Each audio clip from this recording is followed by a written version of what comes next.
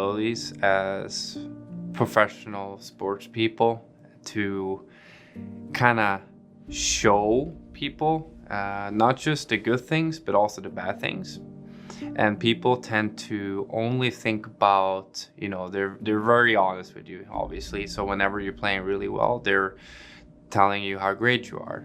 But then they're even quicker to tell you how bad you are. So we go through this a lot more nowadays than probably what the people that played before us went through, because we have social media. So from that aspect, having these games where we emphasize on mental health, so to speak, and we emphasize on whatever it might be, Indigenous Day or whatever it might be, it's important for us to really, not just play it off as a normal game, because it's not. I think this whole initiative with Bell Let's Talk is so much bigger than that, and it's not about just men's health, mental health, or women's mental health. It's all about the general idea of mental health awareness. And speaking of my own sort of experience, I know how hard it can be, and I also know how easy things could be as well. But I am, day to day, I'm still not fighting it, but I'm working on it every single day. And so to me personally, it's a very special night, because I've been at that point in my life when it was really rough, it was really tough, and now I'm in a better place. And so I can speak out of my own experience a little bit more and try to have an impact on, not just the city of Ottawa or, in the NHL overall, but if only I can have, just one kid, start talking a little bit more and being more open, that's enough for me. And that's where you got to start. Yeah, so there's been two instances, I would say. One was longer than the other. One was during COVID. We just had Lily, greatest, time of my life, having two kids. She's newly born.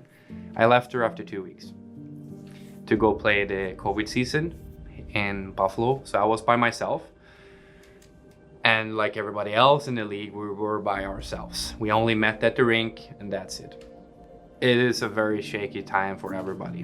And so what happened at this point as well was that my father passed during COVID. And I didn't have the opportunity to go back home. And I've done this before. I've had other people in my life, unfortunately, leaving us, my grandma or so, and I didn't attend their funeral. And the biggest thing for me when attending a funeral is to get closure. To have this thing that or for in this case, this person that you care immensely about leaving you, and then you want to get closure to leave them in the past.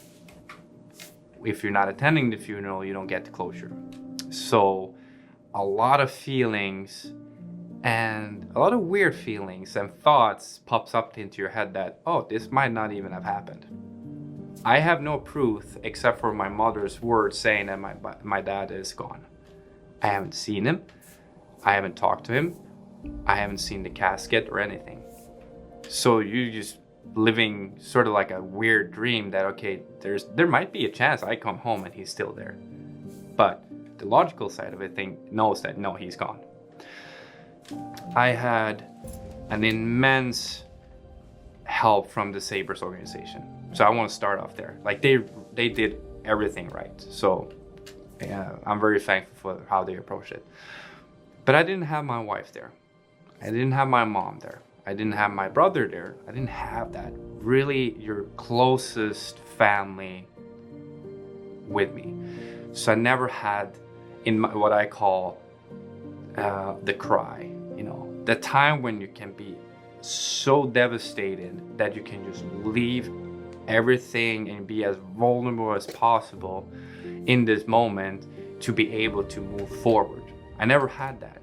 So it was always like a boiling kettle. Like it would always puff out some more here and some more here, and then it would just keep doing this, and you're trying to keep everything under control, but you can't.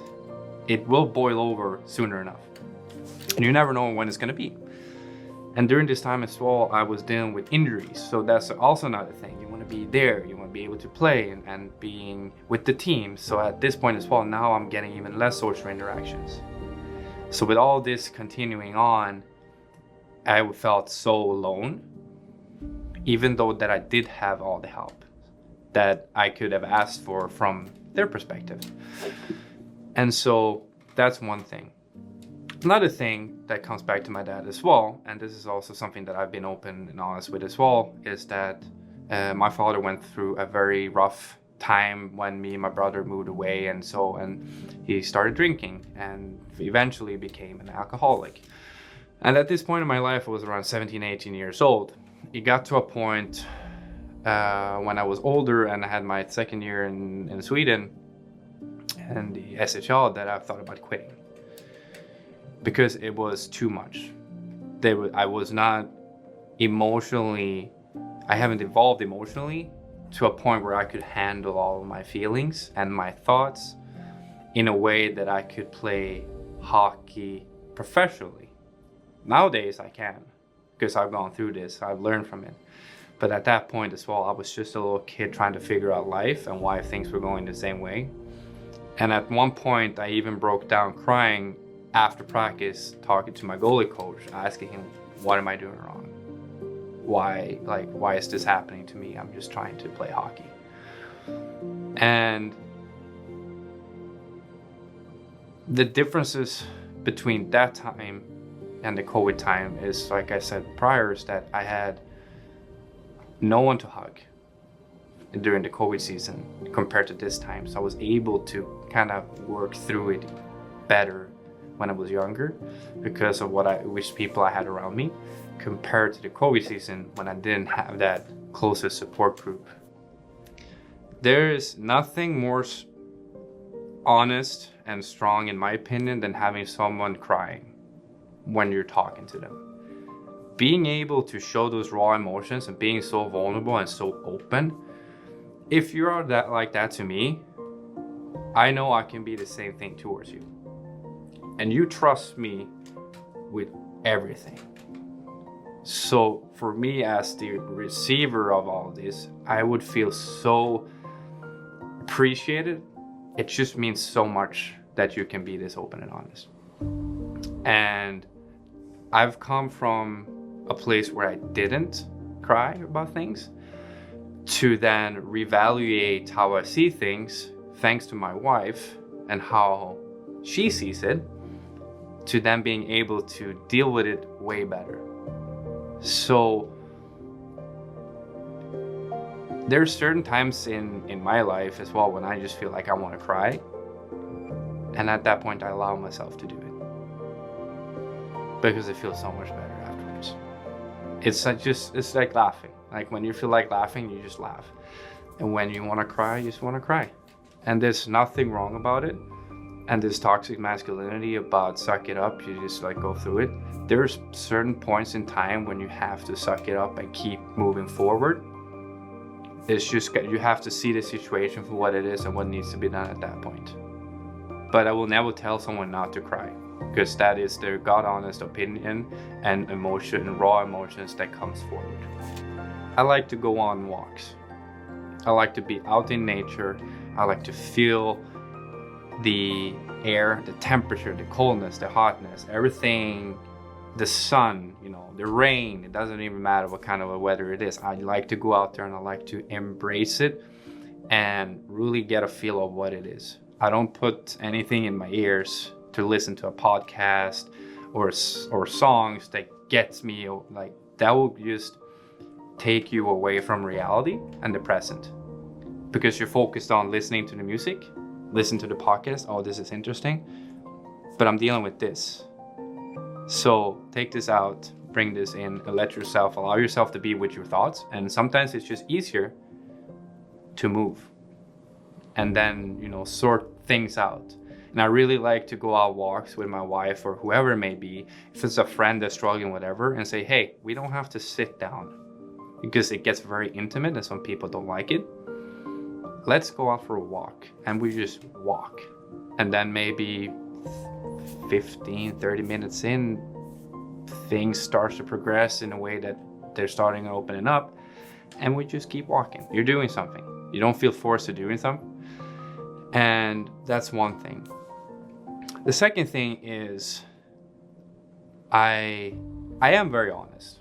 I'm very open, and I worked on it. But one of the things that I do is that whenever I'm going through things, rough patches, maybe whatever it may be in my daily life, in my life at home or whatever, if someone comes up to me and asks me how I am, I'll tell them the truth. And they ask me, hey, how are you doing?